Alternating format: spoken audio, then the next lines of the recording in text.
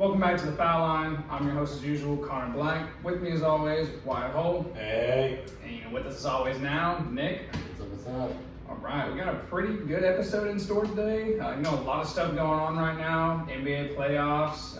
It's been crazy packed, honestly. It's been a lot more interesting than I thought it would be. I think this is the best playoffs in recent years. Yeah, shout out the Magic for picking up a win last night. Finally, they're doing like a thing. The Kings like light the beam. They're doing a thing where they play the song. Yeah, the song's good. But first announcement, honestly, just want to get out the way. We officially hit 1,000 subs on YouTube. So clap it up. Clap it up for us. It's a huge achievement. It doesn't sound like a lot, but we've been doing this because we've been doing this for 3 years now. But man, it's been a long road. I'm happy we finally hit that milestone. Just get them watch hours up. And next thing you know, we're there. We can't thank y'all enough. Yeah, definitely. We love it. Our last video, we actually cracked 1.1 thousand. It's like 1,147 or something like that right now. So yeah, shout out everybody that's tuned in and shout out everybody who subscribed. Let us know in the comments. I'm also going to clip this and put it on TikTok, but let us know in the comments what we should do to celebrate 1K. Wyatt has some crazy ideas in store. Go ahead and just let them know. We can put a poll up. Yeah, we'll do a poll. The first one, we do like an ice bath challenge. Like all of us get in an ice bath. See you can last the longest. Have some conversations. Second one, we do the atomic wings at Wingstop. All of us. I can handle spice. Nick's not a fan of that one. Yeah, why are we doing that? This is actually all Wyatt's punishments. A lot of games. Let's be live. The last one, I'm a big body. And if y'all want to see it, I'm going to try and do the Stairmaster for 30 minutes. With the wedge vest on. Hell no. My stomach's the wedge vest. Let us know. If you have any other ideas, let us know. But those are the 3 we got right now. Apparently, Wyatt's going to do every single one of them. He's going to do it at least. He's going to have to do it twice because Nick is not going to do it. But we do have an announcement to make. We officially settled a date on when we're going to go film with Brandon. May 31st when we're going to leave. Official record date June 1st. We'll get that put out as soon as we can once we get edited. Because I'm assuming we're going to do one for our podcast, one for this. Yeah, we're going to do one for his, one for ours. His podcast is a little more kind of, go check him out. We mentioned last video, Brandon Ryan on YouTube. Yeah, it's more personal. He likes to do a lot of like research on you and, kind of talk to you a little bit before you come on. And then he wants to, basically get to know you. And he's really good at that. It's going to be so good. Apparently he has a lot of crazy takes he wants to bring on.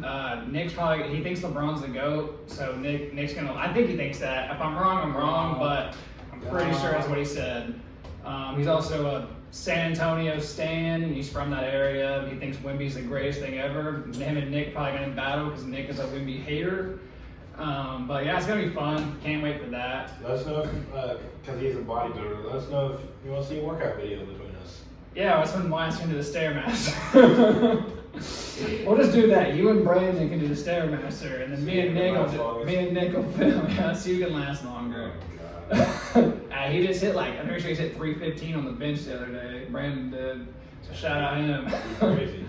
But yeah, he's got. We'll link him down in the description below this. Yeah, but he actually did a podcast. If anybody's a Breaking Bad fan, he did a podcast with Walter, the guy who plays Walter Jr. on Breaking Bad. I really don't watch the show that much, but great actor. Yeah, pretty good episode. I think it's really cool that he got that set up. Honestly, one of the questions he asked him was like, "You actually on one of my favorite shows, Hannah Montana," because he was on one episode of Hannah Montana in like one scene, and the guy thought he was trying to talk about Breaking Bad, but yeah, so can't wait for the questions he's gonna ask us. But yeah, so thanks again for 1,000 subscribers. Really appreciate that. Can't really say much more about it. But yeah, so Wyatt, if you do the honors, we're gonna start a little new segment right here. Make a shot, get a hint, guess the player. Me and Nick are gonna come up with a player, and Wyatt's gonna have to make some shots on this mini hoop here to guess it. Based off his practice shots he was taking earlier, he's probably not gonna get many guesses. Okay. All right, Wyatt, start us off. My routine. You can throw that to him when he misses. points. Shot number 1. Oh, cook. Why are you taking guesses? Oh, man. Cook. Ball me. Any guesses? Come on. You can guess how John to Moran. shot. All right. No. Alright, it is what conference? What was that? Oh, Western Conference. Western Conference. Jerry Jackson Jr. No. Shout out to my boy Michael for that drummer, I guess. That's 5, man. 6. Retired. Oh, you got it.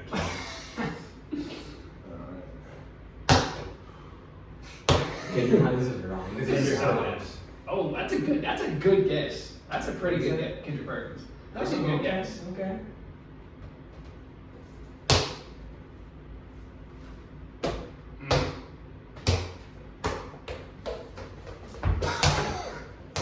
Airball. Alright, you got one more shot. Oh, okay. I'll even tell you he played for OKC. Played for OK. Serge Ibaka. No, he was. Yeah, no. It's kind of singular. Ah, singular. Alright, Nick, you're up. Alright. Ryan, Nick, start us. Let's get it going. What are the odds Nick makes his first shot? Not good. Take right cut. He needs it. Hey, so I'll come back to him though. You can guess on each shot too. Raymond Felton. Ooh, okay, so Western Conference. Western Conference. Oh my God. Western Conference. Yeah, I forgot the player. You gotta guess too. Yeah, you gotta guess. Oh, my guess is Michael Finley. Okay, and then we gotta give him a hint. You made it. He's retired. I'll give you 2 names. Retired and played for the Lakers. You know, he plays for the Lakers and retired. Gary Payton. No, that's a weird pull though. Oh, we got. Oh, Karl Malone. no. You guessed everybody from that team. Oh, let's go. Luke Walton. No. Oh, we got 1 more, 2 more. Yeah, 2 more. Make a guess. My guess was Anthony Davis. Mm. Oh, he's not retired. He's not retired. I'll just get another guess before you give a hint. Steve. Let's go. Shaq. No. Was on the 2010 championship team. You have 1 shot left. Yeah, he made his last one. No, he had 1. He had 3 more, and then. Oh, like you said he had 2 more.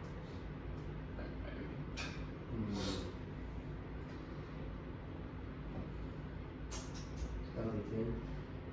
2010 championship. Jeremy Lin. No, they turned those in the league. Last shot, last. Oh. All right, last guess. 2010 Lakers. Dwight Howard. He wasn't on that team. Metal World Peace. Ah, nobody care about that. Well, please. Our team, just like what I did. All right. Western Conference. Shit. I made it. Alright, he's retired. Are you looking it up? Do you know? He's retired. Played for the Nuggets. Tired played for the Nuggets. Kim Binghamton. No.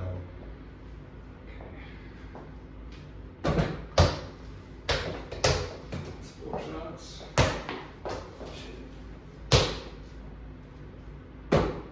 Another hand, please. I'm looking up his number. So you don't even know. You Played. 35. I was gonna say 35. Played for the Alex English.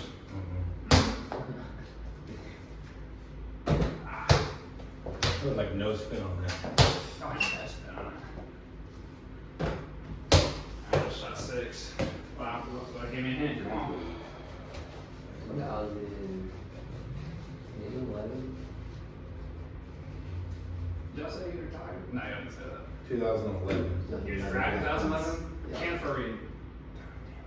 Bro, were you off the draft class? Manimal. Can't believe he was I don't think he was good. Can't believe he was trash. Kenneth Reed was like a great rebounder. He would thrive in today's NBA. We can rebound again. He still plays in the G League, actually. The G League. Where you play at? Me? I played your local I wanted ones. to pull out Kimball Walker. I feel like Kevin Walker had been easier than Ken Freed. Them local runs. A minute left. Bucks and Pacers are tied. All right.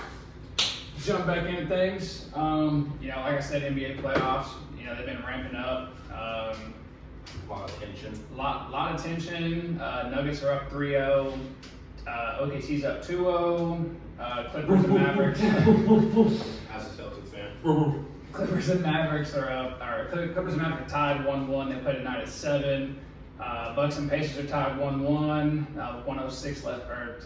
Minute left in the game. Yeah. Minute left in the game. Tied at 106. Go Pacers. Shout out Miami for picking up a win against the Boston Celtics. Aw. Same thing happened last year. And then we got the Magic finally picked up a win over the Cavs. Orlando Magic. Shout out Jalen Suggs. And then we have Sixers finally picked up a win over the Knicks. So just starting at the top and going to the bottom, OKC. I just want to address something that's been on my mind since I'm obviously we got to be in the media, we got to see the things people are saying, got to read all the comments. Everybody doubted OKC from the beginning. Now it's only been 2 games. Don't get me wrong. Sharp, I'm looking at you. It's been 2 games, right? But the first game, OKC wins by 2. Definitely should have won by more, but we had First playoff game. well, not even that, but probably the worst shooting performance all year. Horrible, horrendous. Jalen Williams had, I think, not over 10 points. It was just a bad night for everybody else. So still pulled out the dub though. But all I seen after the game was they only beat the Zionless Pelicans by 2, Pelicans in 6. Okay, so I take that, I think about it. It's logical, right? After that first game, it's logical. Game 2, they come out, they win by 30. I see in the comments, Pelicans don't have Zion. This is how it should be. Gotta switch it up, it's the narrative. So- funny thing, outside the arena, as I was vlogging, a guy came up to me, and I was wearing my Spurs hat, I have my Pistons hat on now. But he's like, "Who you got, Pistons in 6? Spurs in 6? I said, "No." He's like, "Man, I got the Pelicans in 6. Thunder sucks." I'm like, "Why are you here?" And he just walked off. But Shannon Sharp and everyone else who agrees with him, you're wrong. You're so wrong. Especially if the Thunder gets the same energy from the home court advantage, it's wraps. I don't think they're losing a home game in this playoff run at all. My ears were ringing most of the game. It was so loud. Shea, great performance as always. As Chet said, that's the real MVP right here. He's not gonna say it for obvious reasons. Yeah. He's humble. Probably the most humble guys in the league, honestly. You never hear him say, like, I'm the top 5 player in the league. Until you read his Instagram posts. Say you read them captions. He be dropping bars in the captions. He really drinks ghostwriter. Hey, he said he's not fine with 2 in the West. Look at him. They won. They got 2-0. But Chet had a great performance. I mean, he ended the game with 20 points, but 15 of those came in the first quarter. I thought it was going to be a close game. Coming out, kneels down, Junis backs down, Chet scores 11 points off for it. Didn't score the rest of the first half after that. Yeah, so Thunder played the Pelicans in the play-in last year. They barely win that game. Luckily Brandon Ingram misses a 3 that he hits 9 out of 10 times to win the game. We had no Chet. J-Dub obviously wasn't developed. Jonas is one of the big reasons that game was even close last year because we had no big. And it's still struggling to watch sometimes when Chet comes off the court that we miss a lot of defensive rebounds. We give up a lot of offensive rebounds when Chet's not on the court because Jalen Williams does the best he can. Jay Will does, so does Kenrich. But there is a big difference when Chet steps off the court. But obviously game 2, they stepped it up. They held it down. I will say I do love seeing Jay Will take on that bigger role that they need to do in the playoffs. Yeah. It's good to see him, stepping up. Yeah, and then J-Dub had a monster game as well. He's going to be a star in the league. I mean, Just wait. he has the potential to honestly be an MVP caliber player. I think that the core three for the Thunder does, if we're being honest. Lou Dort, his defensive presence is just unmatched. You're not getting that energy out of anybody else that he exerts on defense. Same with Case and Wallace. Dort was shooting amazing. Yeah. I didn't know he had a 3-ball like that, but He's been working on it all season. You can see slowly. they would dribble and kick out 3 and instantly just hold out the 3 and just stare down the defender. First team in NBA history for only players 25 and under to score every single point. So that means Gordon Hayward, Kenrich, and Bismack did not score. Gordon Hayward did miss a few shots. Gordon Hayward's been a great presence for them though off the bench, being honest. I didn't like the Gordon trade at all when we started it, but I mean he's doing exactly what he needs to. Yeah. He brings good energy. He gets a lot of defensive rebounds that come off the rim hard. He gets a lot of offensive rebounds. He's a good passer. He's honestly just a solid vet playmaker that they needed. Just don't throw him the lob. Don't do it, please. Josh Giddey, offensively, he went over 7 before getting his first bucket in the last game, but he does more than he's there. He's not there to score. He's there to be the ball handler.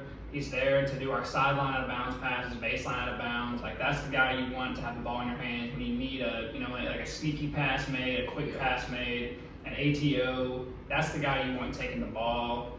So hopefully OKC can go up 3-0 in New Orleans on Saturday. New Orleans is a tough stadium to play in. Basically the same fans as OKC, very loud, very rowdy. They're the 8 seed, they're the underdogs. It's going to be even crazier. They're not as good as our fans, though. But OKC's gonna stomp him out. OKC at 4, And he ain't got Zion. Zion is getting reevaluated after Game 4. If OKC loses, well, either way he's gonna get reevaluated, but it doesn't matter if OKC wins. But after Game 4, he's gonna get reevaluated, so that's huge for them. They obviously need him back. He had 40 points in the last play-in game, and went out with 3 minutes left in the game. They probably win that game if he doesn't go down, and we're playing the Lakers or the Kings at that point, and this could be a whole different series. But yeah, so shout out Pelicans, and they played hard that first game. Second game, not so much. CJ McCollum is an issue. It's been bad. He's not playing like he should. Yeah. He has been crazy inconsistent. Not even inconsistent, he's just been consistently bad. He was up 30 plus casually. I mean, he got 40, I think, one game, or got close a few games, and then now he's less 20. I mean, same with Brandon Ingram. Brandon Ingram isn't playing great either. He had a chance to game it in Game 1. Granted, it was a step through 3. I mean, that's a wide open shot for a good shooter. And you have a rookie guarding you. You are a vet. How many years? Case Wallace is a good defender, but still, that's a rookie. You should know. Well, if you get that open of a shot, you gotta knock it down. Yeah, I mean, he got a good look on it too. It was straight on. He just short armed it. But BI hasn't been great. Game 1, he was horrendous as well. The play-in game, he was horrendous. Jalen Williams guarding. J-Dub guarding BI is going to be the difference maker in this series. People don't talk about him as enough as a defender, but he's 6'6" or 6'8", whatever he is, somewhere in that 6'6", 6'8" range with a 7'2" wingspan. He can pick you clean. Like the whole Thunder starting 5, honestly, is just all around good defender. Chet can guard you on the perimeter or in the post. Dort's going to take you into the post. Shea gets a lot of tip passes. He should be on an all-defensive team this year, honestly. So should Chet. Probably not going to happen. I think Chet should. Chet's going to be at least second. Well, Shea leads the league in steals, and he's averaging a block a game. But him and De'Aaron actually tied for steals on the season, and neither one of them were on a defensive team. That was mocked up the other day. So where was D-White? On second team. But if D-White's making second team, then they're probably not going to put Shea on there at all. The Shea have got to stop. Curry won Clutch Player of the Year over Shea. I don't know how. Not saying I'm not really a fan of the Curry isn't clutch slander.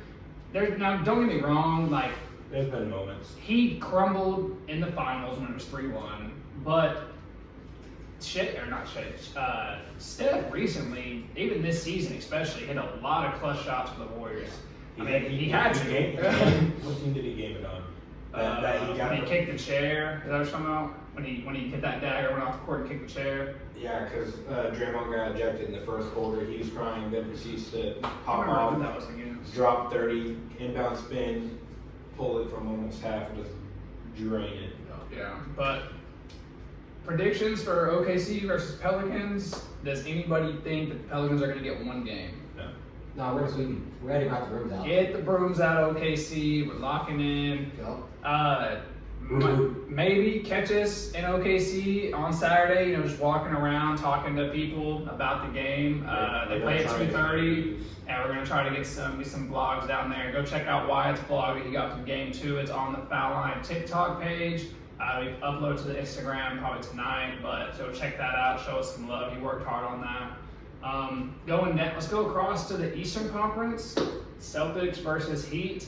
Before you say anything, they lost to a G League team because there's no way the Heat should have won that game. Yeah, they hit 26 threes or whatever it was. Never doing it again. You can also say that about Game 1. They're not going to miss 20 threes again. There's about a 3 down on the 3.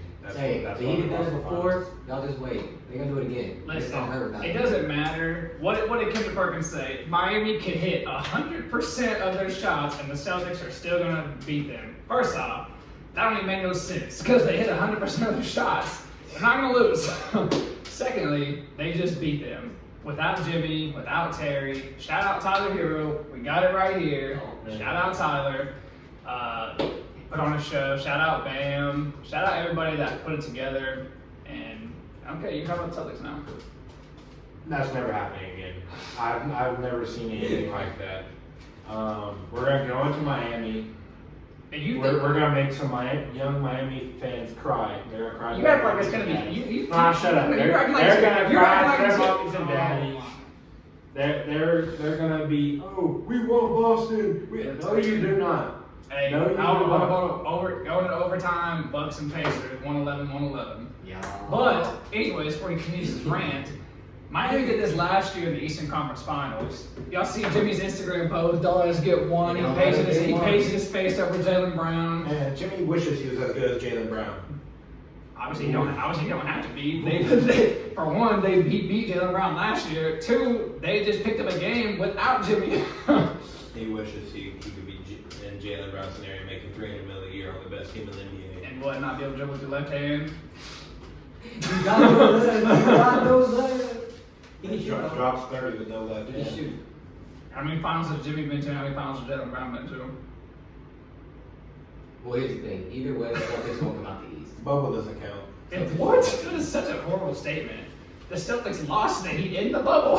Doesn't count. Couldn't beat them then. Couldn't beat them last year. Speaking of frogs. Oh, we're not getting into that yet. We're talking about the playoffs right now. So yeah, I think Miami is going to end up losing the series. If they do come back, I believe in it. Like, I'm not saying they can't do it, but I think they're going to lose in 6. As a Celtics fan, we are the worst team in the fourth quarter. I can't tell you how many times I've been watching a game and it gets to the fourth quarter and we just blow it. I'm confident to say we are the worst fourth quarter team in the NBA. Jason Tatum needs to stop playing like Steph Curry and actually play like he's 6'8" and 265. He shoots way too many threes for how he literally can drive to the bucket and hit a shot on anybody. But he's like, you know what? Let me pull this 3. He has a 3 ball. I'm not saying he doesn't, but he is 6'8", 250, 260, whatever he is. Get your big ass down there, make a spin move, and lay the ball up. Jason Tatum in the off chance. What are you talking about? And a 1 in 1 million chance that you see this. I've defended your name for many years against everyone that I know. You've put on over 10 pounds of muscle this offseason. Use that shit! Please! I don't want us to lose! Again! JT, when you see this in the postseason, because you watch your home on the couch, chill with When you see us in Cancun with dudes. go ahead and just hit a Twitter, hit a Twitter flatter, hit an Xer, and just let us know how it is. Like I said, I've defended your name for many years. Don't make me have to do it again. Oh. Does anybody see any other prediction besides Miami losing in 6, or is it going to be a gentleman's sweep, or does Miami push it to 7? It all depends. Jimmy's not going to come back for the series, but I think Terry Rozier could come back. If Terry comes back, they do have a better chance to win, obviously. But I think they lose in 6. If they do pull it out, like I said, it wouldn't surprise me. But I don't understand how the Thunder get more slander for winning 2 games than the Celtics get for dropping a game to Miami. That's not true. What? That's I have not seen true. nothing about the Celtics dropping a game to Miami. I've seen everything because about you're the on Celtics. Celtics media. And you're on Thunder media. I'm saying I've watched First Take every day since that happened, since the playoffs started, and they have talked more about OKC and them being too young and all this than Miami picking up a game against the Celtics. It's ridiculous. Why are we not talking? That is a super team over there. That is a built super team that just lost to a G League team, basically. You have Bam and Tyler as your only rotational player, and Duncan Robinson, I guess, who has been trash in the last couple games. Tyler Hero can't even swim. He can't. That's true. How you gonna let a guy that can't swim beat you? Bam can't swim either. You got 2 guys that can't swim that just beat you. Has Bam I said he can't can't swim. swim? We know. You just be sinking. I float. I'm a floating object. You got a lot of buoyancy. Yeah. But I think Miami loses in 6, honestly. If they, like I said, they come back great. I'd love it. I'd slander the Celtics even more. But if they can't sweep this Heat team, they're struggling against this Heat team, I can't imagine what's going to be waiting for them in the next round. Just saying. You got to be worried. There's no way you're not worried at all. I've been worried since we lost the finals. Been worried for 2 years. We are the worst team in the fourth quarter I've ever witnessed. We will be up 15 points going in. Then there's 2 minutes left and we're down 6. It pisses That's me like off. game 1. They were up like 20 against the Heat. And then they came back. And the Heat come back and lose by like 10. Yeah, I get it. I get you. Yeah, D'Angelo, hop on a pod. No, we do not want him. I want him. Of course you do. Jack Code. I can't stand him either. Shout out Jack Cope. He had us up. Hey, we need to talk about how they tried to take out Jason Tatum in game 1. That was that's such a bad thing to say, because if you watch the clip back, Drew Holiday clearly shoves Caleb Martin in the back. Caleb Martin was already crashing. He gets shoved in the back and then hits Jason Tatum. And then Caleb Martin even tried to help him up afterwards. We've seen Miami. If they take somebody out on purpose, they just stand over and they don't be trying to help him up. Look at Jimmy. Jimmy didn't be helping nobody up. It was not intentional. If it was intentional, he probably would have made it to where Jason Tatum actually got hurt. Let's just be honest. If I'm taking somebody out, I'm taking him out. I'm not just doing a little dainty push. Oh, come on, team. You got pushed in the back first. Anyway, back to frauds. No, we're not jumping into that yet. Not jumping into it. See what he did there?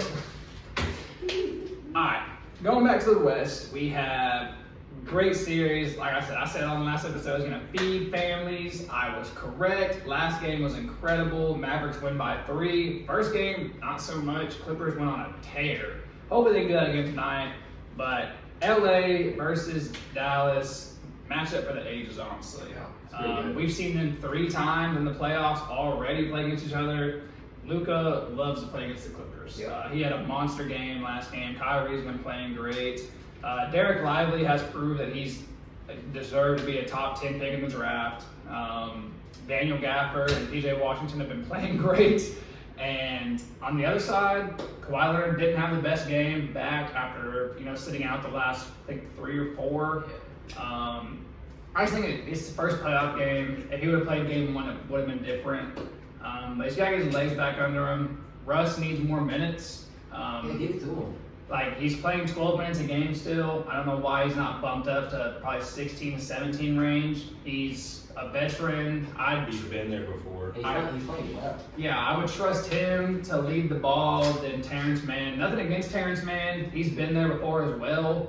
But I'd rather have that vet presence. And him and James Harden play great on the court together. That chemistry is insane. Same with him and PG. James Harden, game 1, looked like vintage James Harden. He had 28 points with, I think, over 10 assists. He looked amazing. He's hitting step-back threes and ones. PG had 22 points. He looked great. Game 2, it was just all Luka and no Kawhi. Tonight in Dallas, I can see Luka having another big game, but I think it's going to be a Kawhi Leonard statement game tonight. He's probably tired of the slander, and I think the momentum of the series rides on tonight's game. Yeah. Like, I think whoever wins this game tonight is going to win the series. It's in Dallas, right? Yeah. Whoever wins this game tonight, I think is going to go on to win in 6. Yeah. And Clippers got to get one. I got Clippers. yeah, Clippers have to pull one away from the Mavericks since the Mavericks took one on the road. I hope the Clippers win. I talked to Nick about this earlier before we started.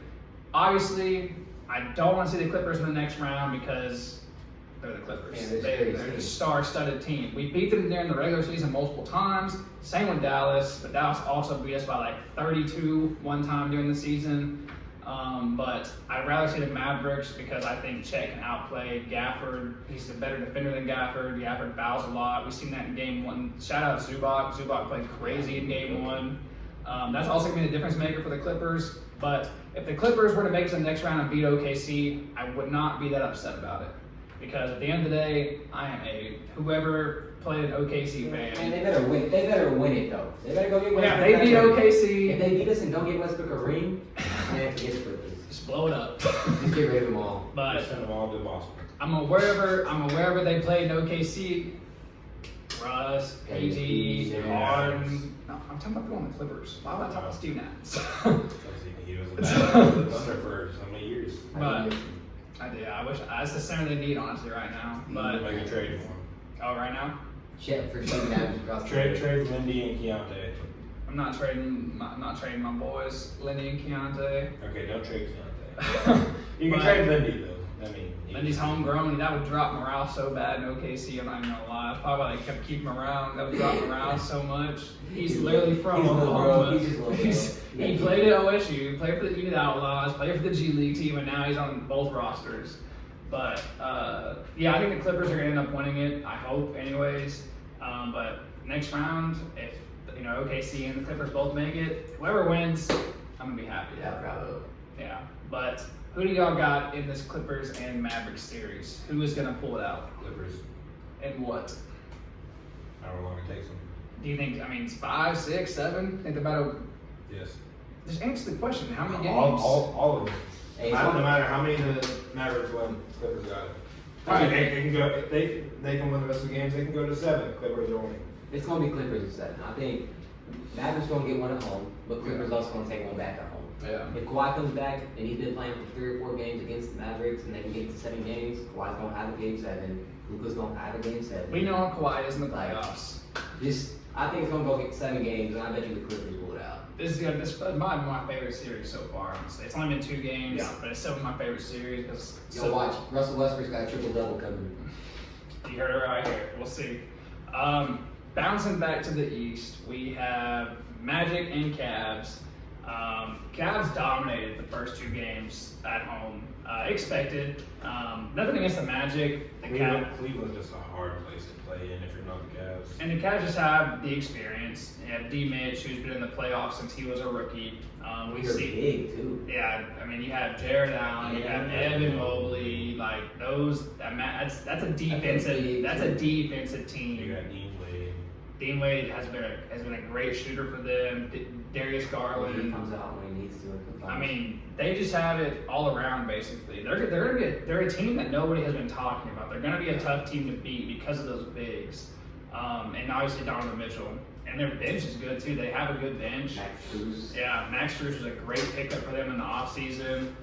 Going to the other side for the Magic, Paulo Banchero had a great game, 31 and 10 last game. Not much else to say about the Magic because he's. Grant's gonna have to step up if they want to get to round 2. Yeah. Get Joe Ingles 4 minutes. I think he plays like 8 to 10 game, but he's not a great defender, so it's hard to play him in playoff moments. But you have guys like Franz and Mo that need to step up. Jonathan Isaac coming off the bench really needs to come back to vintage defensive anchor Jonathan Isaac, especially against those other bigs. I think the Magic I think Cavs are gonna go win 2 more and close the series out. And the Magic pull it off, great. I love it because I love the young teams winning. It's impressive.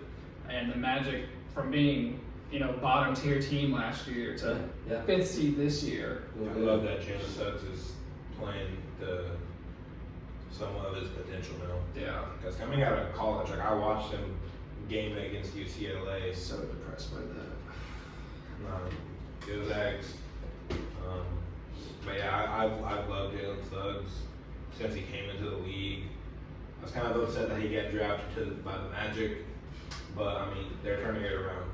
Yeah. So that's good to see. Cole Anthony has been great. Shout out Markelle Fultz. He has turned his whole career around. Yeah. He has proved he's not a bust. He just had bad luck with the nerve injuries, but he's still not the shooter that he once was, but man, he's a good point guard, and he's a good finisher around the rim, still crazy athletic.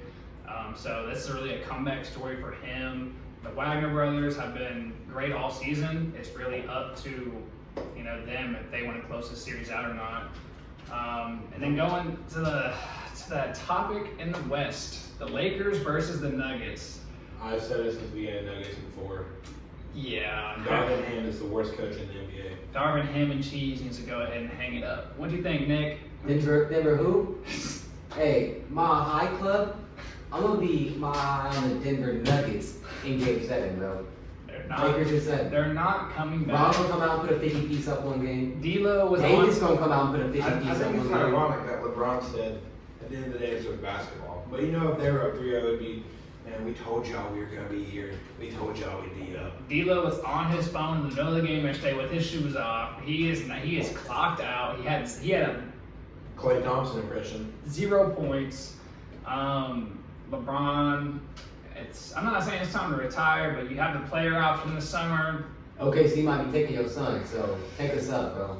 He's not getting drafted. I think he will. Ronnie Not definitely this year. drafted. Yes, he will. Hey, No. You have not seen anything the NBA scouts have been saying then. They said USC held him back.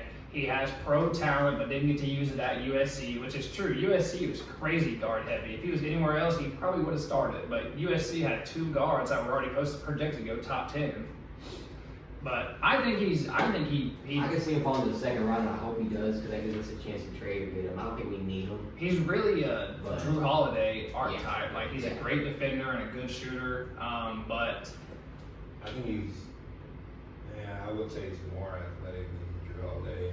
I mean, Also, the thing around him is he's not his dad. Like, Yeah. his name is Bron James or Ronnie James, but I mean, he really doesn't want to be called LeBron James Yeah, like, Jr. because he doesn't want his label to be you can all tell his him dad. he's playing. Like, he got played from his dad, but he's not the same player. You know, Yeah, he's no. the same. He's a guard. He's a true guard. Like, he's good. he's a shooter. I'm ready to see Bryce. Yeah. I'm ready Yeah. to Bryce see is Bryce. fun. Bryce is fun. But man, shout out Jamal Murray. Playoff Jamal Murray is different. Yeah. I seen a thing he averaged like 18 during the season. He got like 25 in the playoffs. That game winner he hit was crazy. Hey, shout out KCP for pulling AD out of the celebration. Great old teammate. But Jamal struggled that first game heavily. He actually was struggling heavily the first half of game 2, came out in the second half and just went nuts. Yeah, and in the interview after that, he's like, "Yeah, I finally started to make a shot. Luckily, that one went in." Yeah, he said he didn't even know it went in until he seen everybody get into space because he couldn't see because everybody was crowded around him. That's not true. That's what he said. Dude, if you watch replay, as soon as he goes in, he starts screaming. But I'm not discrediting Jamal. But I love Jamal. but Shout out Jokic has been insane, like always. Darvin Ham said there's nothing you can do. As a coach, you probably shouldn't say that. You got to be like, we're going to come out next game, we're going to stop him. Darvin Ham definitely says a lot of the wrong things. Bro, I can't stand Jokic, bro. I can't stand this guy, bro. He goes to the horse races in the offseason. Get him out of here. Lock him down. Yeah, Michael Porter Jr. said in the offseason, he doesn't even play basketball. He goes to Serbia, drinks beer, races horses, comes back, just plays basketball. Yeah, and shout out MPJ. He's been crazy as well. Dude, He has been late moving. in the fourth quarter, whenever they kicked it out to him, instead of driving in, he just stopped, pulled up from 3. And I think it was a tie, actually. Yeah. Dude, that shot was just so beautiful. He has such a beautiful jumper. It's a quick shot, too. It's so quick. It's also nice seeing him like do that. I mean, Oh, yeah. a year ago, 2 years ago, everybody was loving Michael Porter. I loved him, but his play is good. He got a nice game, but he just couldn't hit his shots. He just looks.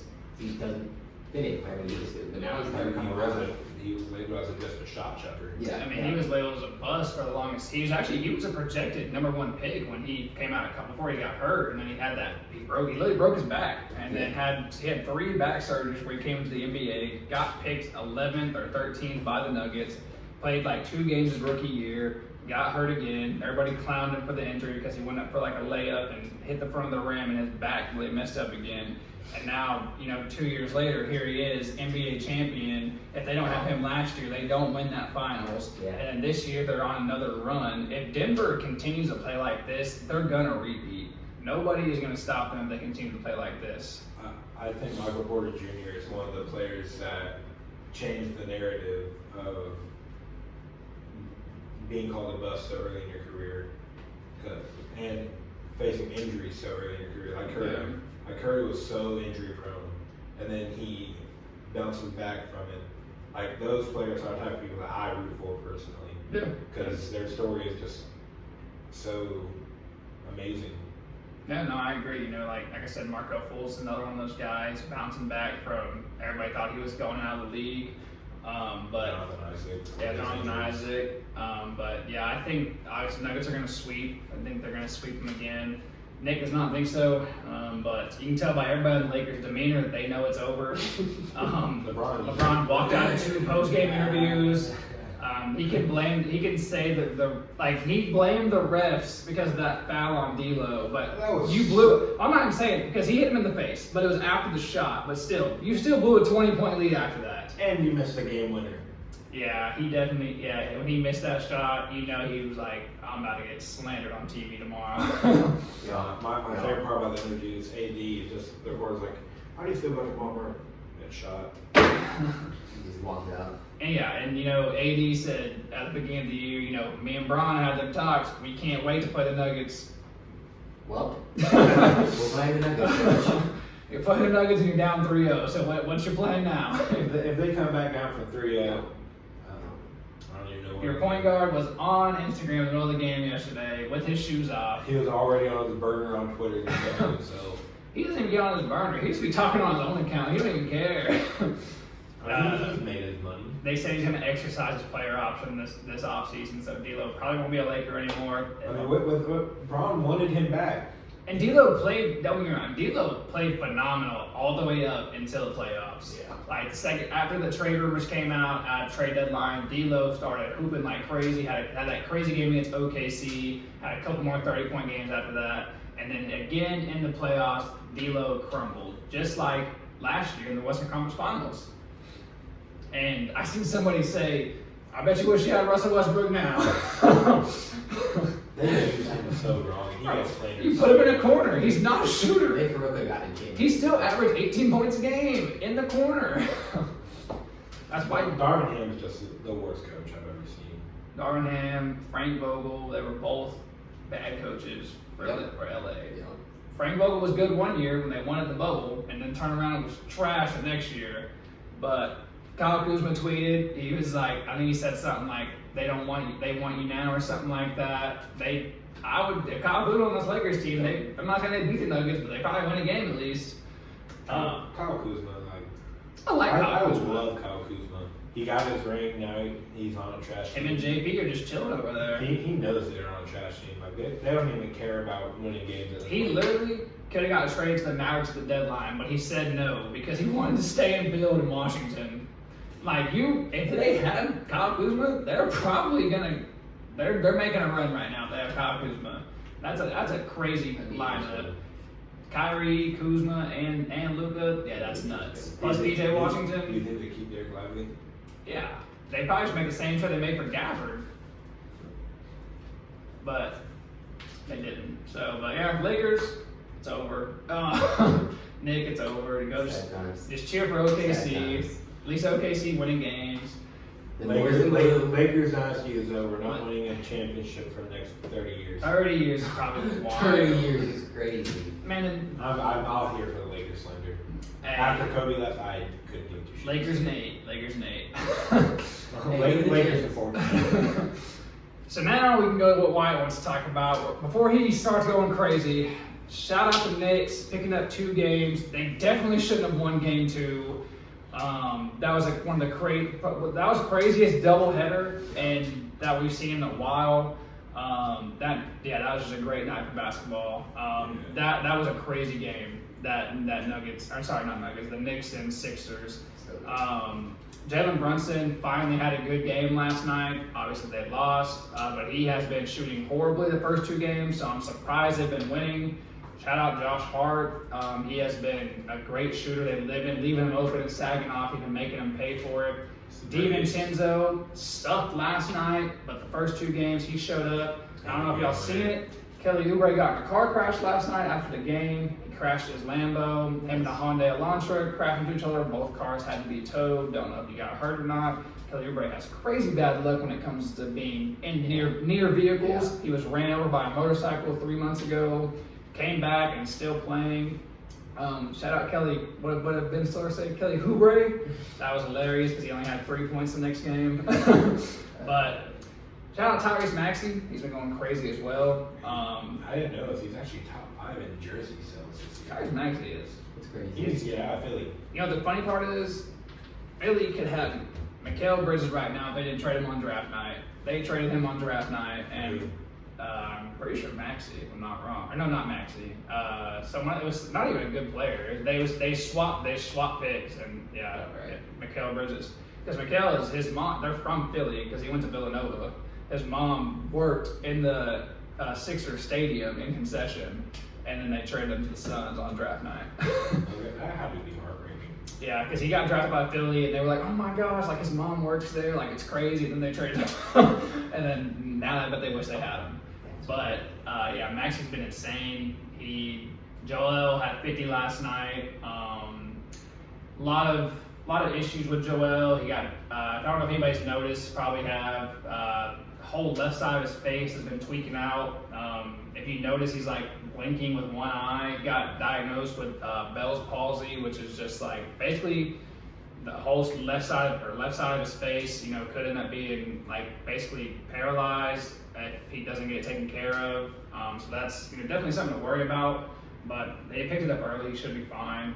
But he definitely had a dirty play against Mitchell Robinson. One of many in his career. I don't agree that it should have been a flagrant one. I think he should have been ejected because suspended. Because if that's Draymond, now don't get me wrong, Draymond has done a lot of stupid things in his career. But if that's Draymond, he's suspended for 2 games probably, a game or 2 games. But the fact that it's Joel, he's a moneymaker in the NBA. They want to see Philly. They didn't want the Knicks to sweep. He should have been ejected. That play was disgusting. If he doesn't land the way he did, that could have been if Joel was able to do what he actually wanted to do and hurt him, that could have ended their career. Yeah. Shout out Mitchell Robinson and the Knicks for keeping their cool. I mean, DiVincenzo got in his face, but to keep your cool because it's a playoff game. You can't risk getting suspended for the next game, especially on the road. But yeah, Joel Embiid definitely should have been ejected for that. I mean, it's ridiculous. Just because you're a great NBA player should not give you a free pass for almost absolutely hurting somebody. It shouldn't, but it's at the end of the day, it's also it's a politics thing in the NBA. They want the best players out on the floor, especially in a series like that. Like you ban a guy for life for betting on stuff, but you won't suspend a guy for almost ruining his career. Yeah, it was definitely a bad play. He also tried to foul bait a lot. I seen Draymond tweet. He said Joel does foul bait, but that should have been a foul on the midi. Mitchell Robinson did not touch him. That was the same exact play that happened against OKC, and they called the foul on Jay Will. It's a phantom call. He does it where he pokes his wrist out like that and acts like he loses it and gets fouled. It's bad basketball. I think Knicks can end up winning in 5, honestly, especially if Brunson starts to pick it up again. Yeah.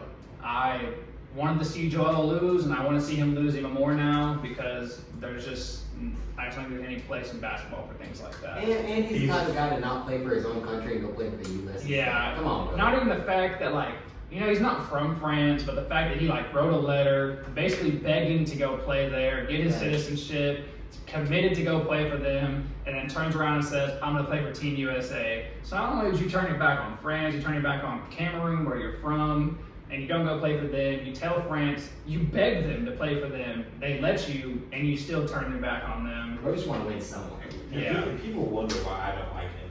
I haven't liked him. I think he's probably like top 3 most hated players in the league. He's up there with As he should be. He's been a dirty. Like you can look it up. There's over the years of his career, there's so many plays of him trying to intentionally hurt somebody and make it look like an Have you accident. seen shots where he somewhat fades back? He does a lot of leg kicking. Last night he did that Draymond kick to Mitchell Robinson. That play I think last year where Giannis drove in and Joel literally just elbowed him in the ribs. It's bad, but at the end of the day, we've seen Joel cry on national TV when he lost to the Raptors. Boo-hoo. He did cry. So I hope he gets eliminated again. And cries again. I love Tyrese Maxey.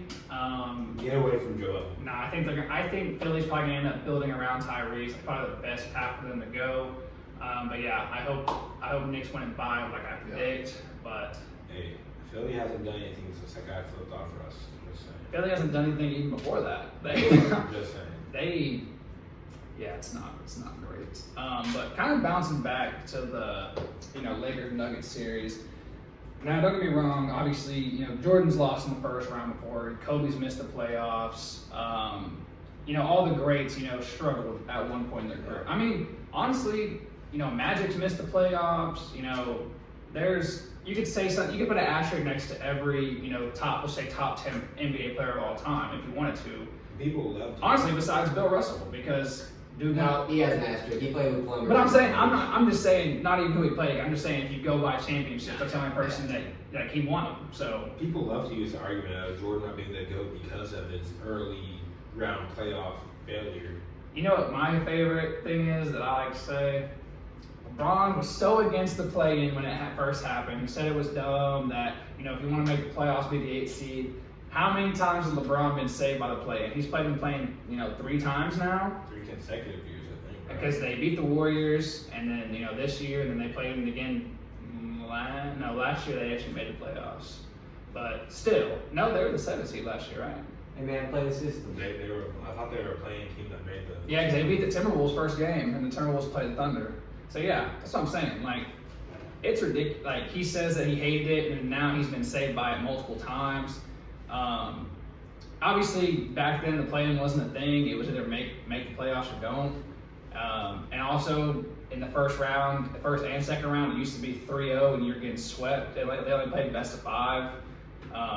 So I think they should bring that back, honestly. I like the best of 5 in the first 2 rounds and then best of 7 in the next 2, because the first and second round goes by so much faster. It makes it harder to win. I think it'd be cool. But how much does, let's say they get swept or just lose a series in general, how much does that affect LeBron's legacy going forward, or if it does? I think it's cements that he's 100% not the GOAT. I mean, back-to-back sweeps. But at least last year, it was in the Western. It's not this sweep. This sweep Listen, isn't the same as last year's It sweep. doesn't do anything, bro. Michael Jordan never met anyone near Nikola Jokic. Michael Jordan never met anybody near Steph Curry. He did not meet any top 3 players in their category of all time, really, at all. Besides Magic in his first finals. You got one. You got one.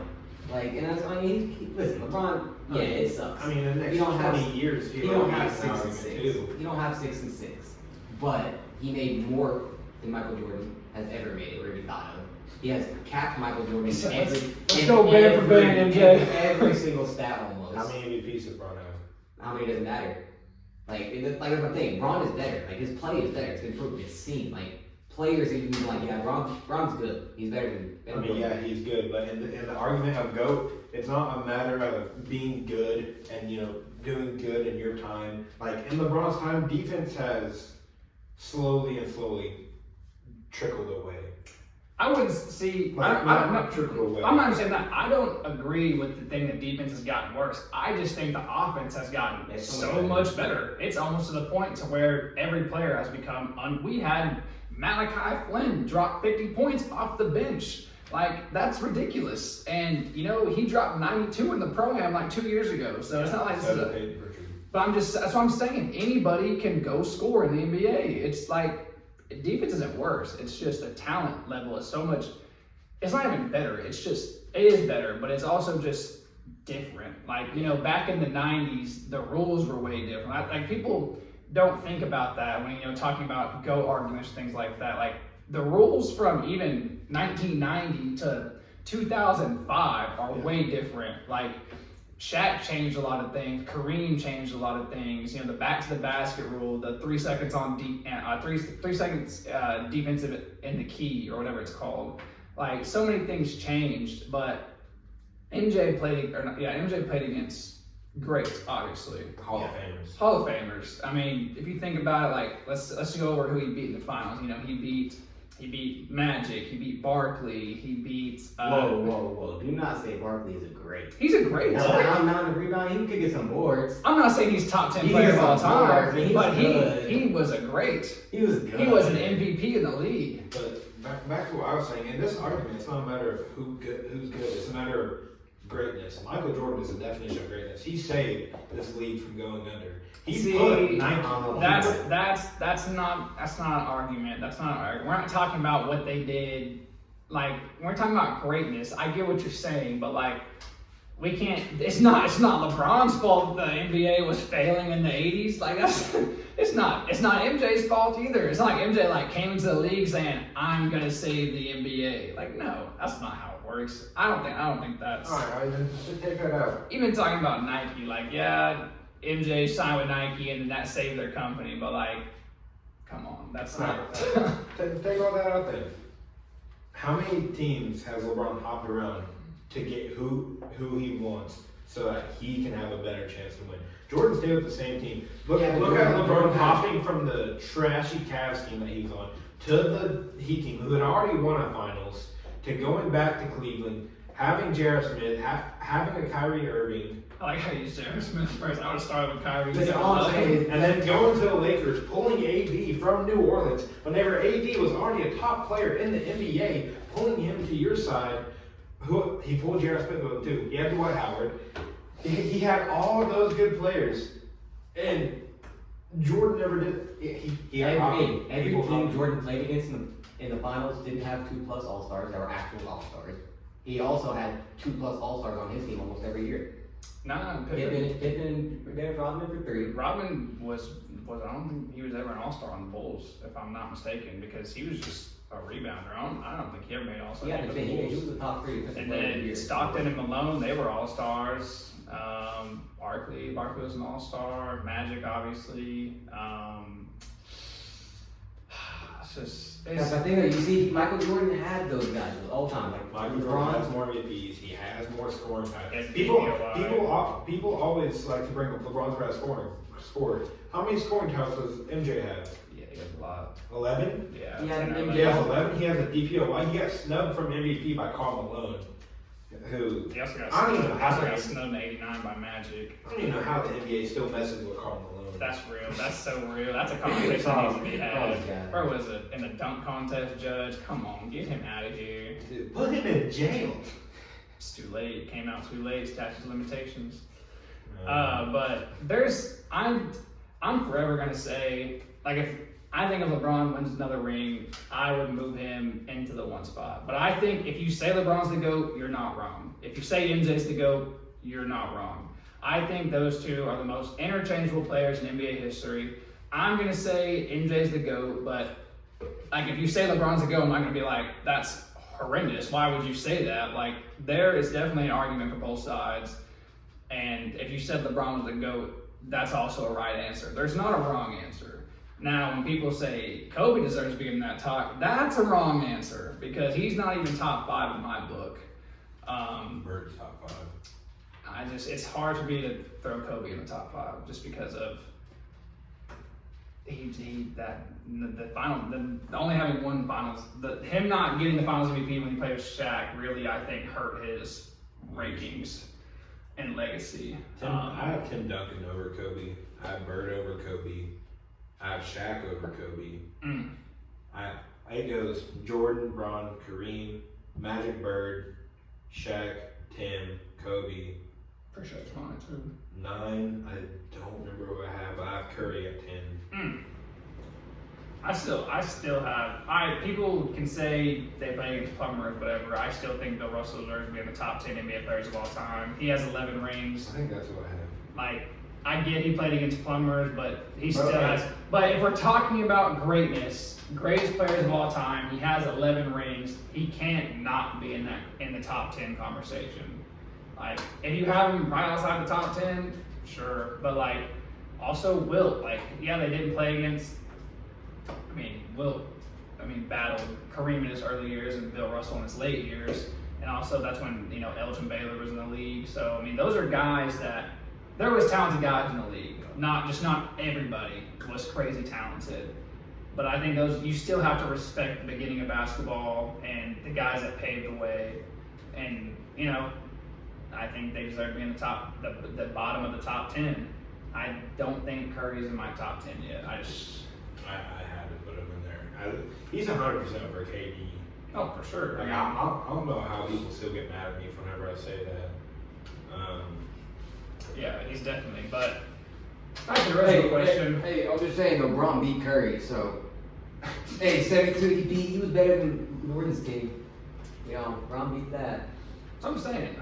It's so hard. That's what I'm saying. If you think Bron's the GOAT, then that's not a wrong answer. Like, there's not a wrong answer and there is a wrong answer when it comes to the GOAT, but it's not if you're saying LeBron or Jordan. Like, those two guys are the most interchangeable players in NBA history when it comes to rankings. LeBron also lost to Derek. Okay. He's still a top 2 player of all time either way. But yeah, this first round thing, I think I'm not saying it knocks him out of 1 and 2 discussion, but it definitely doesn't help his case to move towards that solidified number 1. Hey, those 40 years old. I don't know if he was that. He's 38. Yeah, but I just my thing is like Vince was putting up 4 points. 4 points when he was that age. LeBron is still putting up 27. being talked about. I don't know, it's just one of the things. Well, that's what I'm saying. I feel like it's a double-sided thing. Like, people be like, "Oh my gosh, he's 39, he's putting up 27," and then when he does bad, it's like he's 39. I'm like, well, you can't use it. Doesn't go both ways. Yeah. You got to pick a side and stay there. Also, look at the difference in technology that they had. Like, Bron's had probably the best technology to take care of his body and make his longevity even better. He's a billionaire now. We've talked about how social media has affected him. All those sponsorships, all. What's that got to do with his playing? Because he spent. What does sponsorship have to do with him playing? Let me talk. He gets more money, and he spends. What was the stat? Over $1 million to keep his body in peak physical condition all year round. One of my favorite YouTubers, I used to growing up, he was Jester Laser.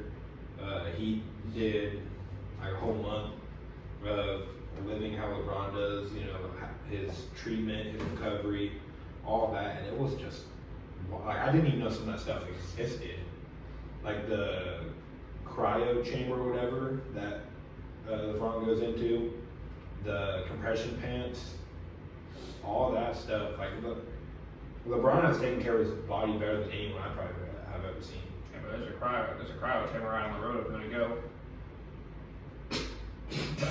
There's one right on the street. Actually. Yeah, with the lightning stuff. Yeah.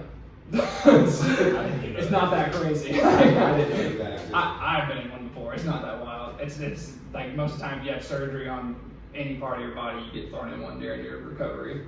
I've never heard of that. I'm not like trying to discredit anything you say, but I thought it was funny. I'm like, yeah, there's one right up the road. Yeah. But it's not like Vince played, many years before LeBron did. He was drafted in, 98, I think. LeBron was drafted in 03. That's not a big gap. That's what, 5 years? Vince still played in the same that same era as LeBron, and Vince still made millions, and still had all the sponsorships. It's just LeBron's just great, and there's nothing you can discredit him for losing in the finals, whatever, fine. But in 20 years, it'll be somebody else. That's exactly. talking about In 20 years, it might be Wemby. that's what I'm saying. Let's say it is. In 20 years, they're gonna pull that footage from Luka Doncic's crazy game against the Hawks and that one play where he had the wide open layup. They're gonna say that LeBron played against plumbers. Yeah. And in another 20 years, they're gonna say Wemby played against plumbers. And another 20 years after that, it's gonna be who else? Like all these in 20 years, some fourth grader is gonna be saying I played against plumbers. Like the trend's never gonna stop.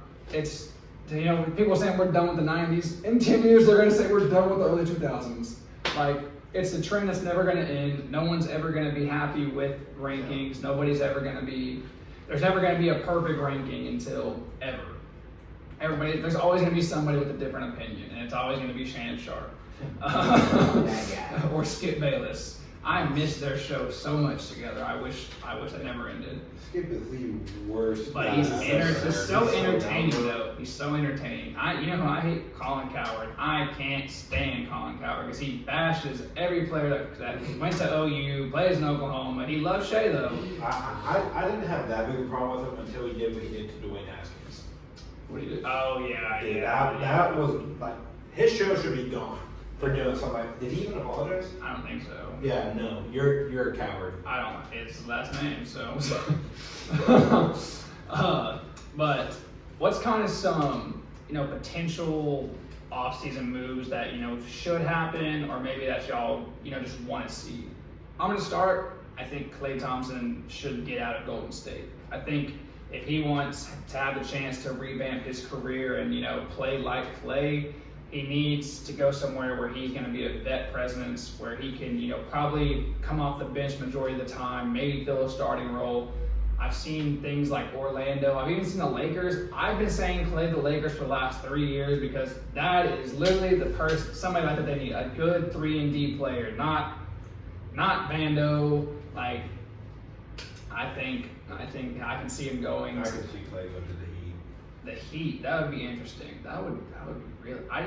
It's hard for me to see that when you have Hero and Robinson already because I think they'll get rid of Duncan Robinson. No, because Duncan when he's good, that dude, he takes some crazy contested threes that go in. I mean, do you think whenever he's good versus when Klay's good, who do you think's better? I'm taking Duncan right now because Duncan's also younger than Klay. If I'm the Heat and I'm keeping Duncan. I think the best spot for Klay is the Magic because that's the one thing they lack is a good shooter. If the Grizzlies, or not the Grizzlies, if the Timberwolves don't beat Phoenix, they need to do something. Oh yeah, we didn't talk about that They earlier. need to do something to get people around Anthony Edwards. They got some guys, and it's working. Like, it worked this season. They were fighting for one.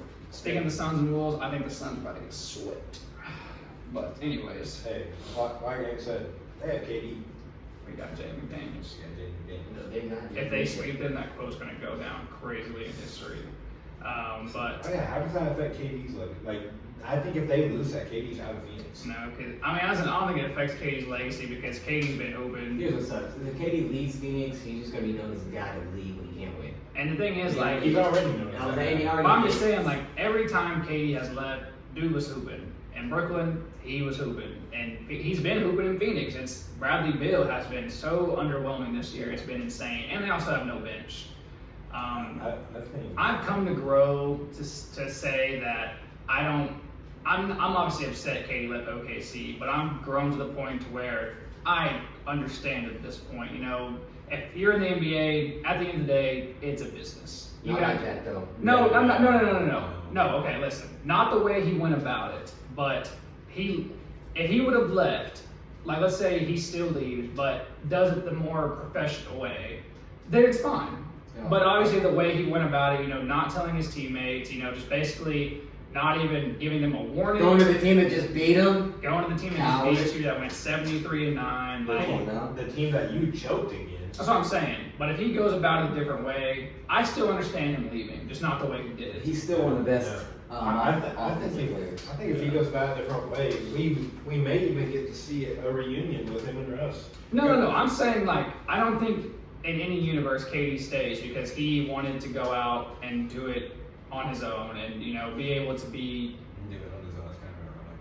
No, but but at the end of the day, he was still the best player on that Warriors team. Like he averaged 38 points a game in the finals. Not saying that he didn't have all the help in the world, but he still went there as number one option and played the best out of anybody on that team. So I come to realize those things. Obviously, when I was, 12 when KD left, I was in my bedroom getting ready to rip up all my KD posters, burn the autographed magazine that I have. I didn't, but yeah, I was on the verge of it. Katie, we don't want you back. That's what it comes down to. Stay away. But don't win a the championship. the Chet KD commercial was pretty cool. It was pretty cool. You rode on Curry's coattail for your freaking championships. You get out of here, bro. Curry proved that it wasn't you that he needed; it was you that needed him. I mean, yeah, everybody knew that, but People still argue it though because KD was the best player on that team. He's the best scorer of all time. That's what it comes down to.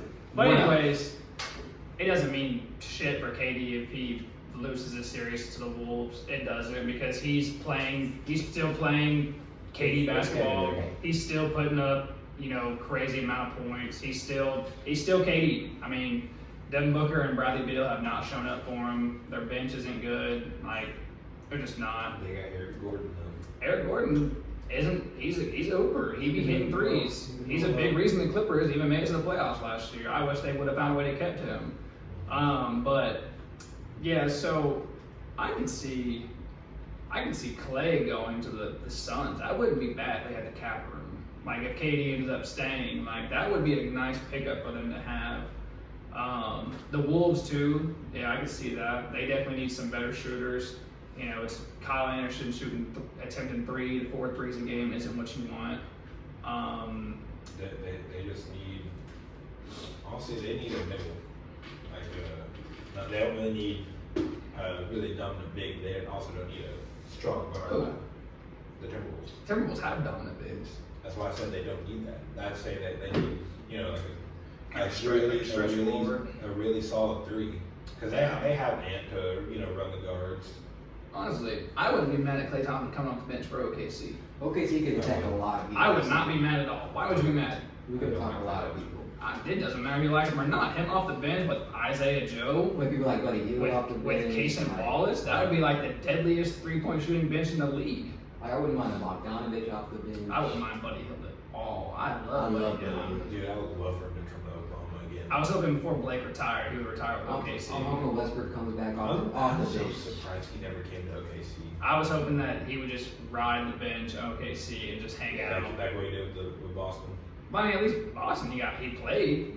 I mean, yeah, he was one of our better He's a good Out defender. of nowhere, look, he cooked in Boston. He cooked for the Nets too. And I ain't at Detroit. I like him at Detroit quite a bit. Yeah.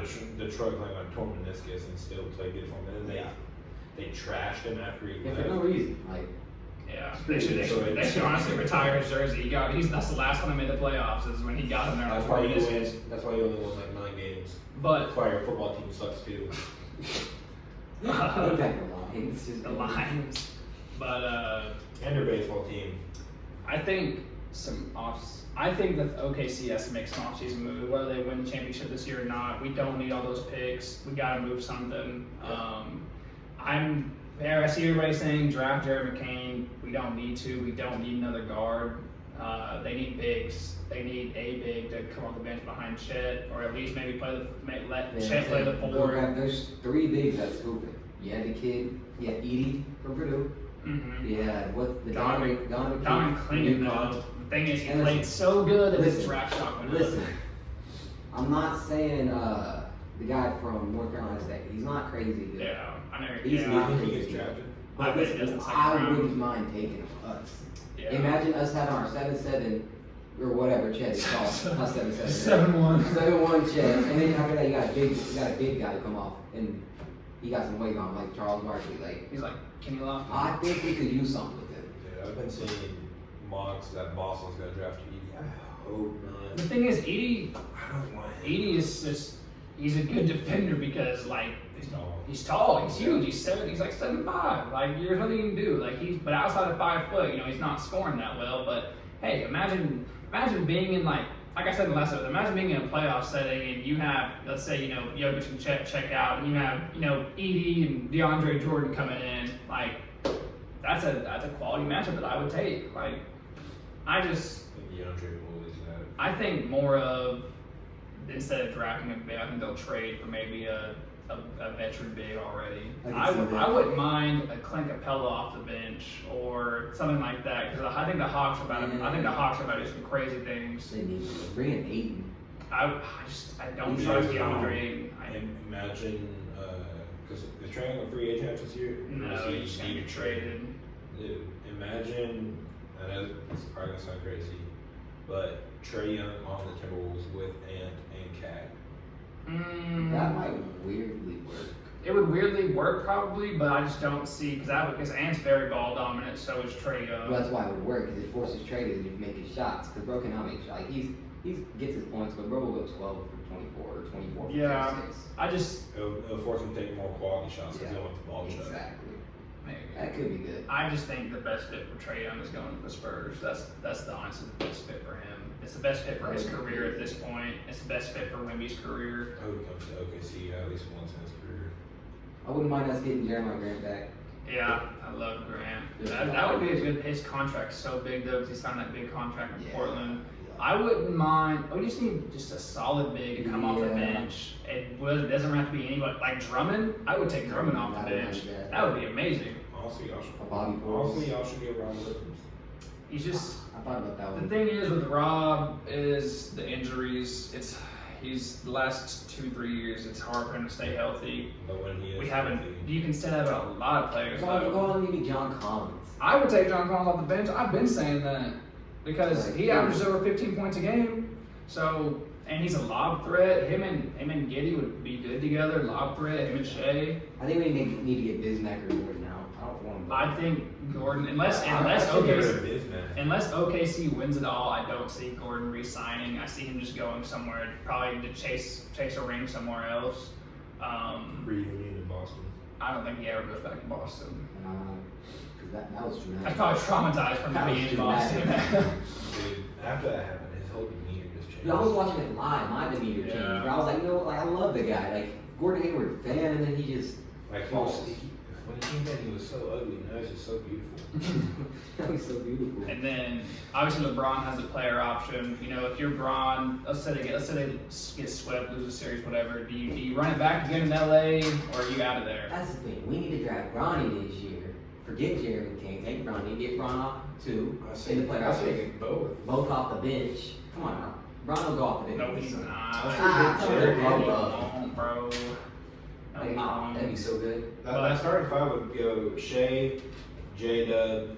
I wouldn't want LeBron on the Thunder, I'm not gonna lie. I would not want him on the Thunder. He would, I'm not saying LeBron's a bad player, obviously, but he would stunt the growth of everything that OKC has put in because he's so ball dominant. Like, he's gonna take away from every single Definitely. player. I only want Bron if he can accept the fact that he's not. And he won't because Yeah. He's the best player ever. I mean, he's still averaging 27 points a game at 38 years old, so yeah.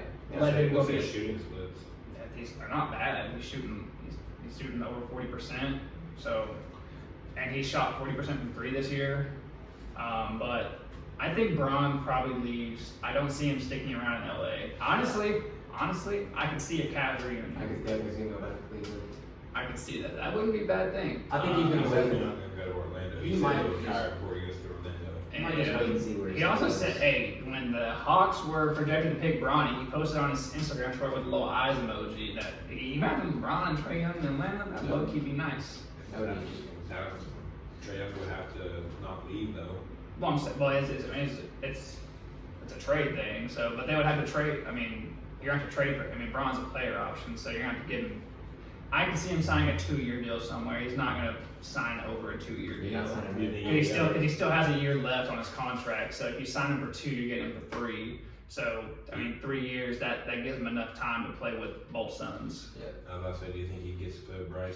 Yeah, if he retires. Yeah, if he plays for if he signs a 2-year deal in the offseason, then that gives him exactly enough time to play with both sons.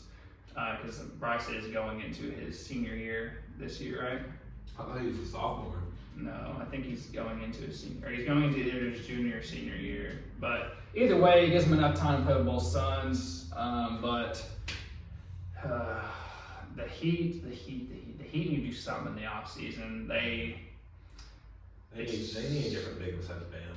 Well, the thing is, they need a big so Bam can play the 4, because Bam's only 6'8", 6'9", and he's starting to shoot threes. He's starting to knock them down at a good rate. So who was it that said that Bam is a point guard stuck in a big's body? Everybody, I see it all over social media because he moves like a guard. And in college, he played like a guard. Same with Kevon Looney. Kevon Looney, if you go watch his college highlights, dude was moving like KD, and now he's just known as a rebounder and defender. Yeah. But Miami definitely needs to make some moves, especially with Jimmy. He hasn't been injury prone at all his whole career. He obviously gets the meniscus tear, but unless they need to make a move this offseason to make one last run at it, I wouldn't mind, because Paul George is on a player option this year.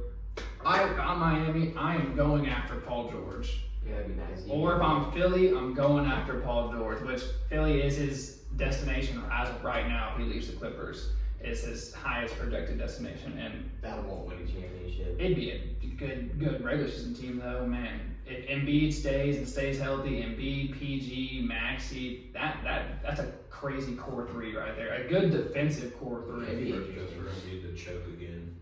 But the thing is, like, let's say like this year, like they're down 2-1 with Embiid and Maxey, their role players haven't been playing great. Let's say you add PG to that equation, they're gonna win that series, honestly. So I think PG, if they don't get it done this year. I think a lot of teams are making statements for if they keep their future or not. Yeah, honestly, I mean, because Kawhi signed the extension.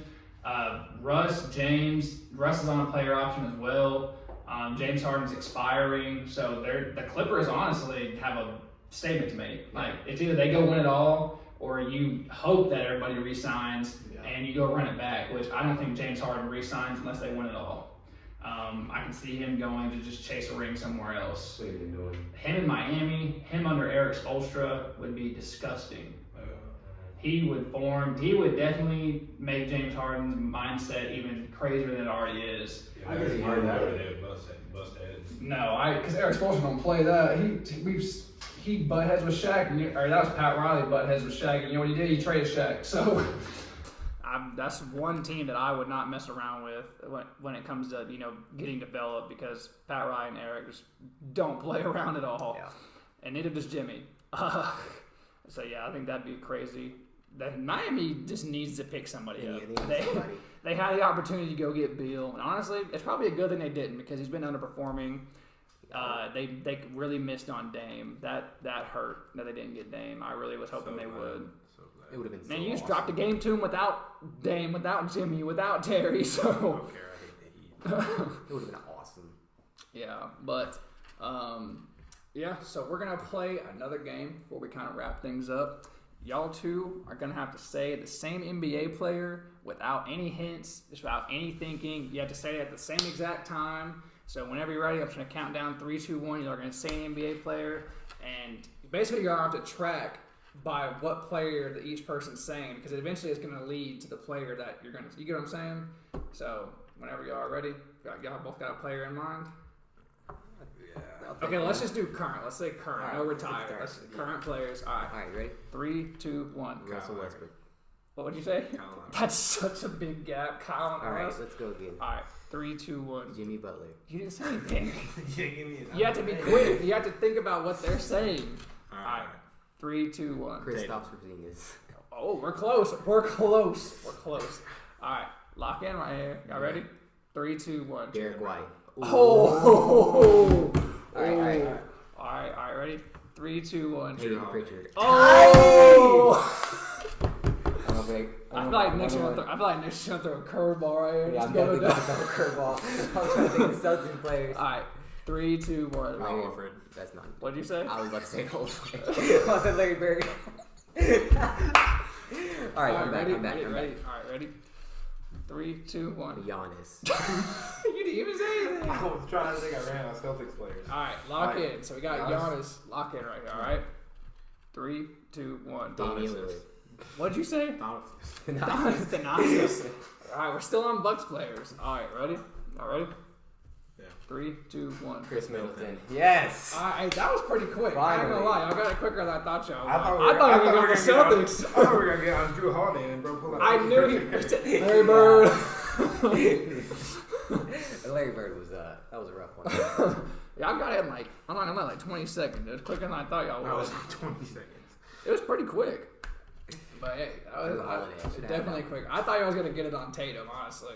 Yeah. So I thought about saying Tatum first.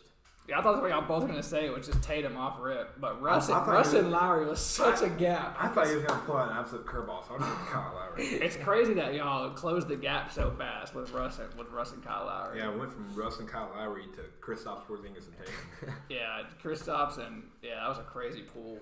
But to keep things how we've been in episodes, we have a viewer question.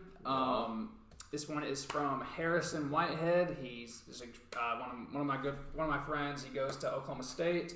But yeah, he's actually a Timberwolves fan. But he asked a LeBron question: how did being good in the social media era affect LeBron's legacy? We touched some of that earlier, actually. Yeah.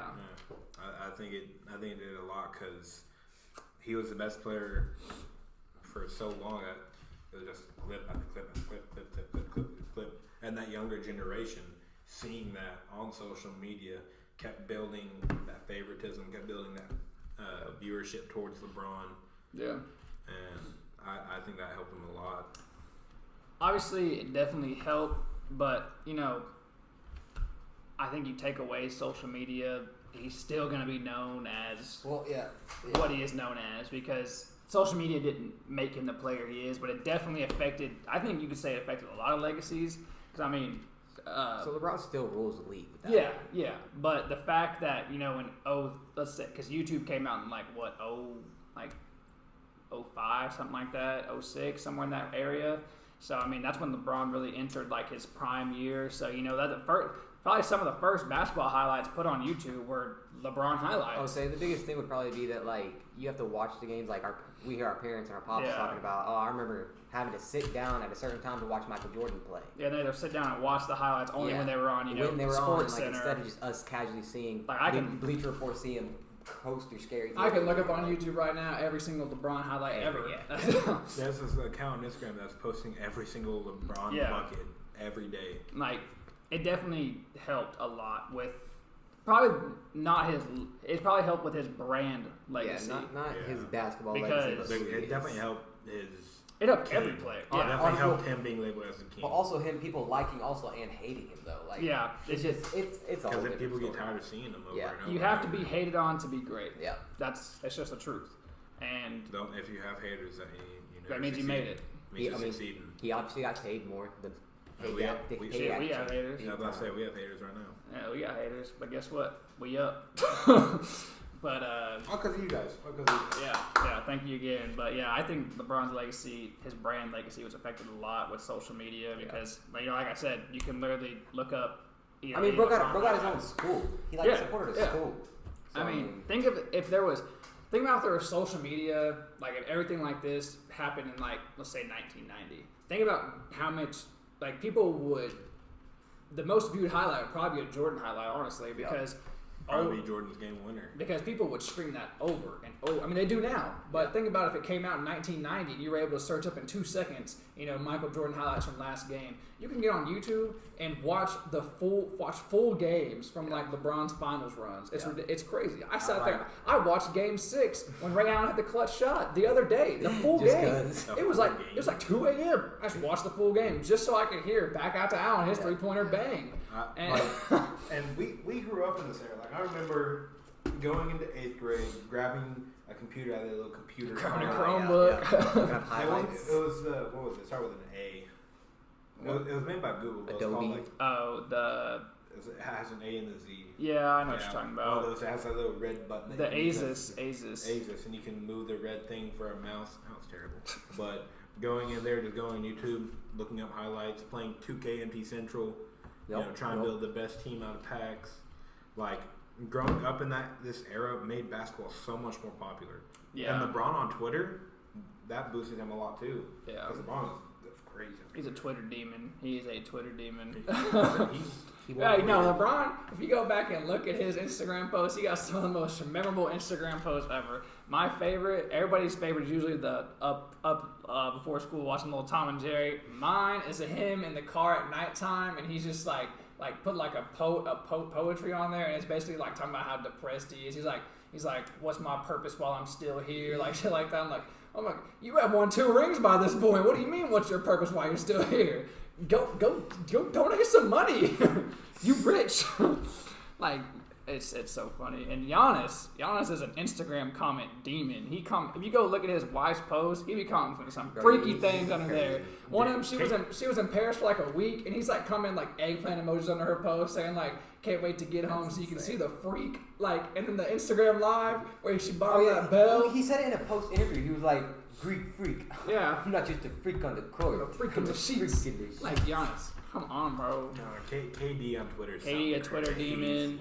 Yeah, KD be responding to anybody. If KD responded to us one day, I wouldn't be surprised because he just responds to anybody at random. KD, you're washed. I created one actually yesterday. I haven't posted on it yet though. Good shit. Yeah, gotta go post some clips on there too. Make some tweets. Just start slandering every player until they reply. Post a clip of me begging Tatum, just at him, Just over and over again until he sees it.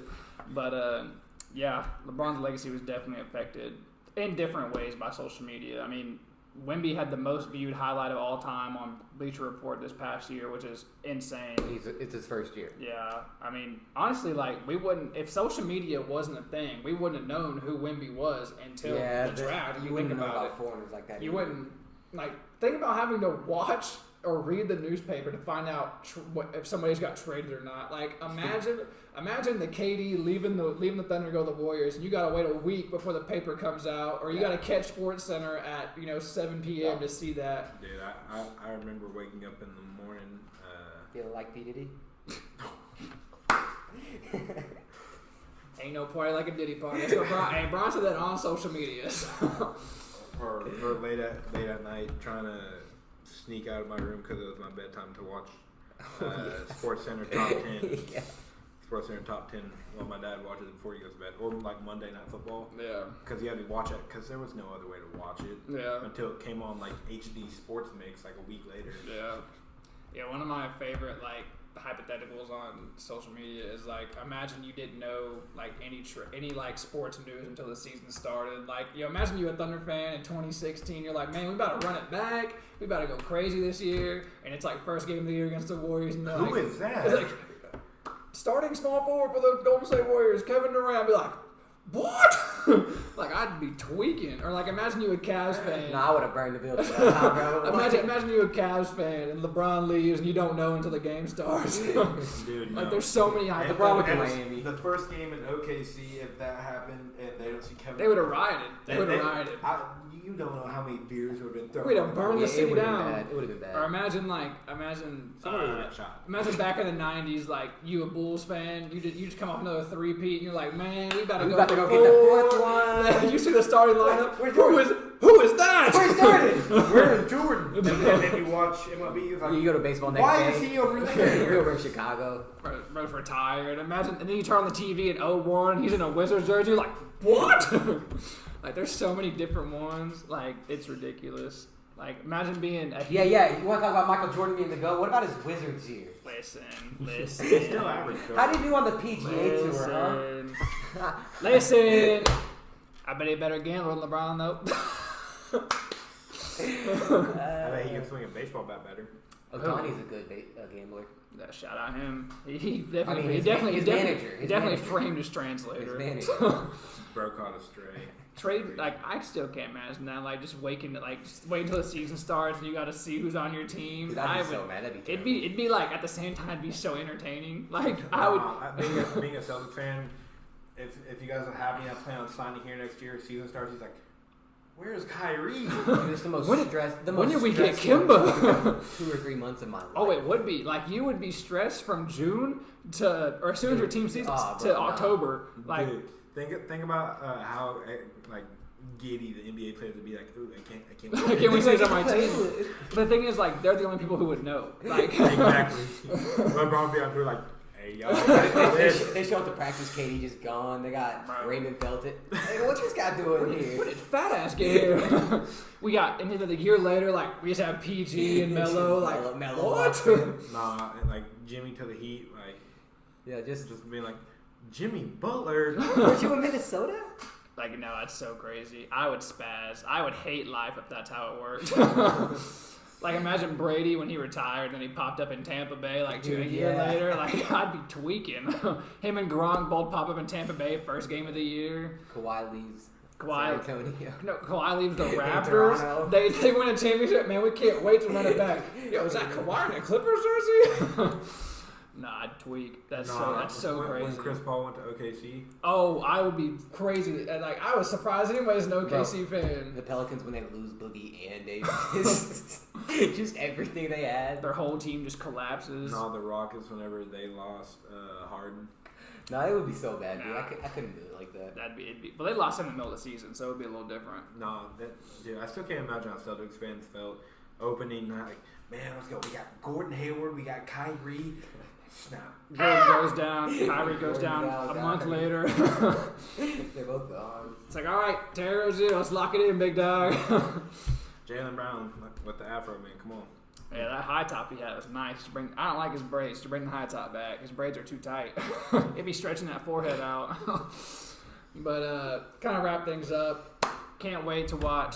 Hey, actually check on who won the Bucks game real quick. That's a great idea. Before we close things out right here. Hey, if you haven't gotten the Apple Sports app, go get it. We're playing. Pacers won by 3. Wow. 118-121. Chris Middleton dropped 42. Holy. And did Dame, how many Dame have? 28. 28. And Tyrese, how did Tyrese play? Tyrese dropped a cool 18, 10, and 16. Dang, a triple-double and an OT win. Shout out Tyrese. Shout out the Pacers. Now they're up 2-1, right? I don't think people talk about it enough. Shout out to Tyrese for coming back from that gruesome knee injury. Yeah, and he kind of, not even shout out him because he kind of been sucking ever since. The second half of the season. After that in-season tournament, he went... Balled out before the All-Star break. Top 3 in MVP voting. And then has MVP. I was about to say, score single digits second half of the season. Yeah. But if Giannis comes back, it's a wrap. It's game over. It's a wrap. I still don't know what happened that made them fire their head coach after going on. Apparently him and Giannis just didn't blend well in the locker room. But Doc Rivers is not a great choice. Doc Rivers I don't know why teams probably the worst choice. Teams just keep picking him up thinking he's going to help. Yeah, but shout out to Pacers for winning that game. Mavs and Clippers just started, I believe. Is it 7? What time is it? It's 8:33. Yeah, Mavs and Clippers have been going. What's the score? Up 13.5 Mavs. Mavs up 13.5. So it's gonna be a good game to tune into. Maybe a second half comeback by the Clippers. I hope so. But you might catch a quick vlog on the TikTok of us in Scissortail Park. Scissortail Park this 14, weekend. 6, and 6. Dang, that's a crazy stat line to have. But yeah, thinking about, like I said in the beginning, thinking about going down to OKC this weekend because they're doing things at Scissortail Park. They should be anyway. They did it for the first 2 games. If they had a viewing party at the arena, that'd be cool too. Hey, shout out to the Thunder fans.